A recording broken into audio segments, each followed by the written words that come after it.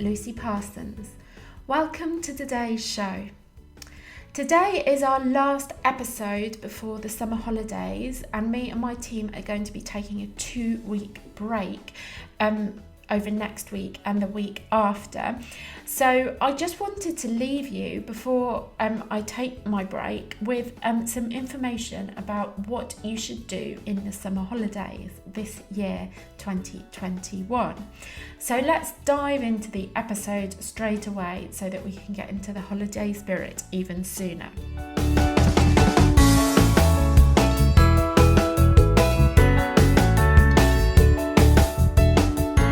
So lots of parents ask me how they should be using the summer holidays, and particularly if their children are kind of in the middle year of an exam course, so in year 10 going into year 11 or year 12 going into year 13.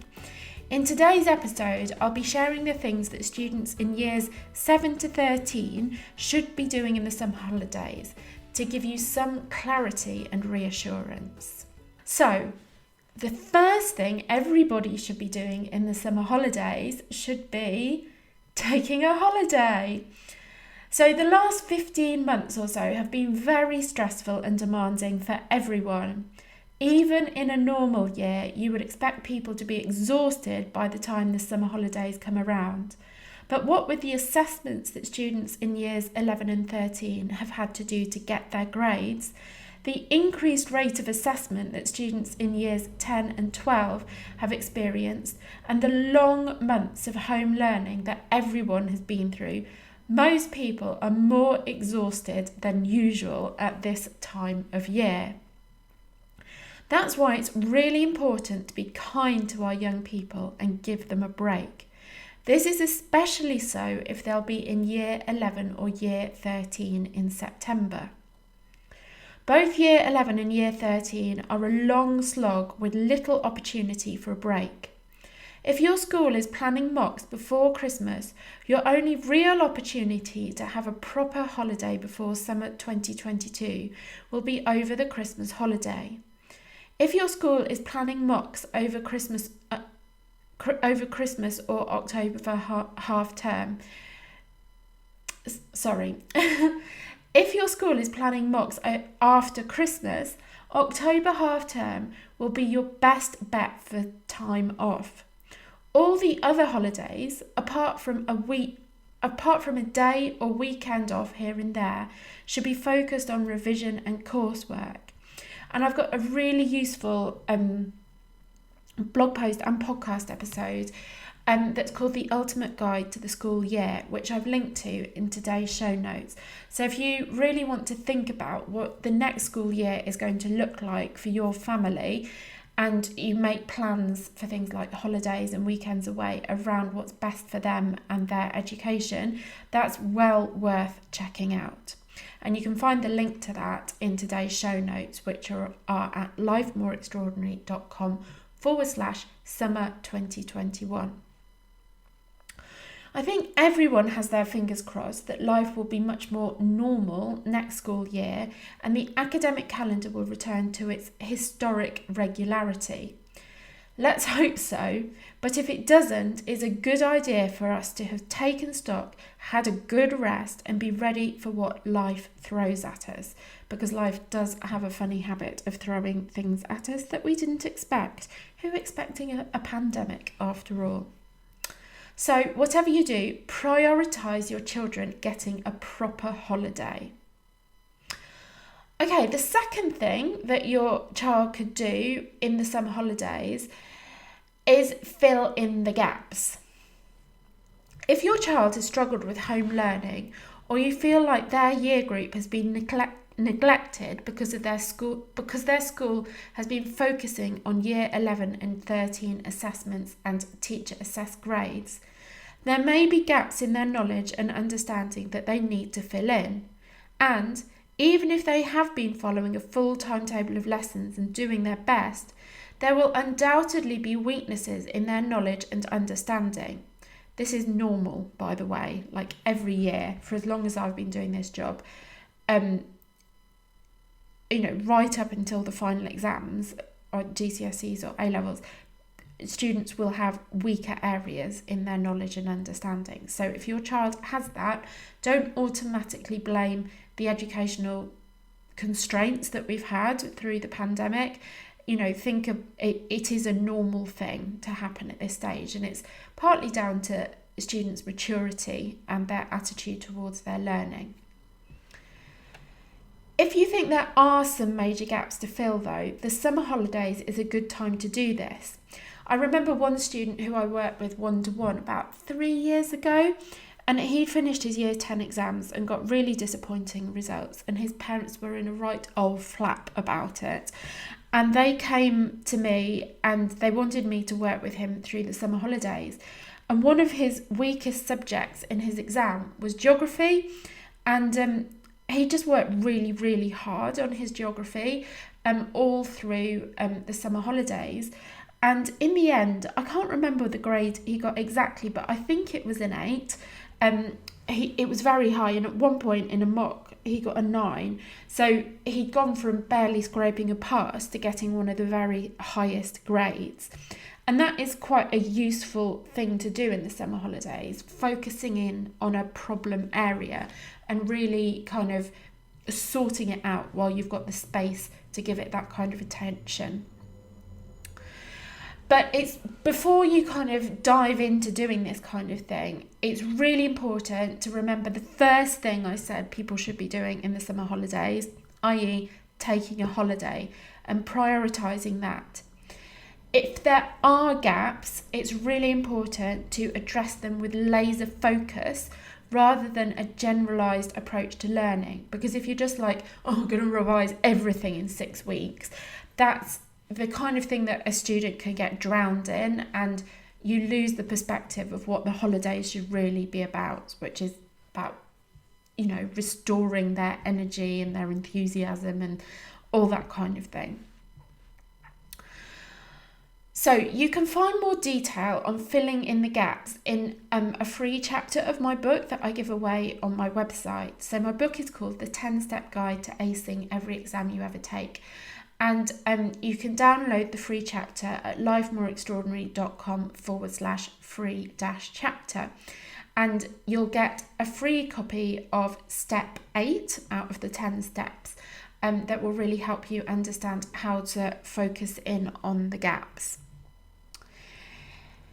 The other thing you might like to consider to help you with this filling in the gaps is the How to Revise masterclasses that we've got inside the Extraordinaries Club.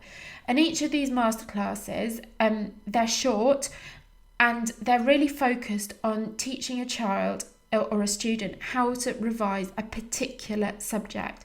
So we've got most of the core academic GCSE subjects and quite a lot of the A-level subjects. So we've definitely got at GCSE English literature, English language, maths, all the sciences, chemistry, history, Spanish, and not chemistry. We have got chemistry, but we've got geography and Spanish and French. And then with A-level subjects, we've got English, maths, EPQ, chemistry, psychology, biology, physics, and history, I think, so far. But we're going to add more throughout next academic year. But if your child has a problem subject, doing 1 or 2 of these masterclasses over the summer will seriously help a student to improve their grade in a subject where they're not quite up to speed. Because what the masterclass does is it teaches them how to approach that subject and pulls out some of the common pitfalls that students fall into and shows them how to avoid those things so that they can really do well when they get back to school in September. It's also worth mentioning that we have had several clients sign up for one-to-one coaching over the summer to help them to identify the gaps in their knowledge and understanding, improve their study technique, and hit the ground running in the next school year. And you can find out more about our one-to-one coaching if you go to lifemoreextraordinary.com/study-skills-coaching. And, they're people generally who, again, have had disappointing results in end-of-year exams and really want to put some focused work in over the summer so that they pick up the new school year at a higher level from where they left off the last school year. Okay, the third thing that people can do over the summer holidays is do any prep work for next year. So students starting in the sixth form in September and people moving on to higher level study at university may well have been set preparation work or given a reading list. They should definitely be aiming to finish this in time for the new term to start. Now, there's a couple of approaches you can take to this. One is doing a little bit every day, and I remember one girl who is still a member of the Extraordinaries Club last year in the summer of her year 11 had some chemistry work that she needed to do before she started the sixth form, and she did a little bit every single day so that she was chipping away at it and eventually got to the end of it. The other approach would be to allocate a certain number of days to just blitz that work so that it doesn't kind of bleed into all the other days of the holiday, and you can have a proper rest. Okay, the fourth thing that people can do over the summer holidays, if they're moving into year 13 in the autumn, is to write their UCAS personal statement.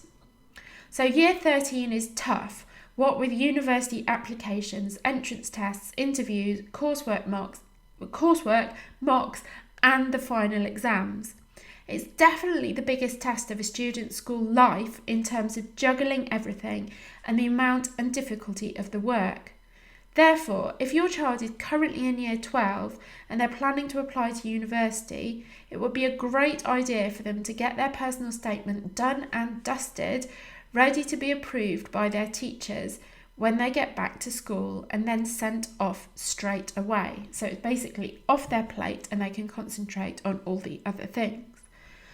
If you're looking for help with the personal statement, do check out my personal statement masterclass, which you'll find at personalstatementmasterclass.co.uk, which will walk you through the whole process, making sure your child gets offers from all the universities that they're applying to. Okay, the last thing you might consider doing during the summer holidays is taking part in the Extraordinaries Club Summer Award. We're running the Extraordinaries Club Summer Award for the second time this year. So last summer was the first time we did it. And it's all about giving students a chance to learn new skills and add something to their CV. It's a bit like a mini EPQ. So here's a little bit more detail about the Summer Award. Firstly, it's a chance to explore an idea, work with a mentor, present your findings to others and receive written recognition, advice and guidance on your learning. And the mentor that students will be working with is Helen Chaplin, who is the lead coach on my coaching team. So who is the Summer Award for? It's for anyone who is a member of the Extraordinaries Club, and if you're not already a member, you are welcome to join at any time.